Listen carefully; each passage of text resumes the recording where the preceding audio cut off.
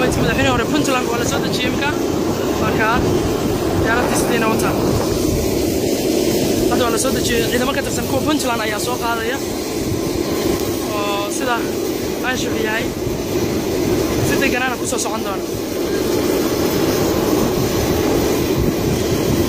maydka waa la islaamay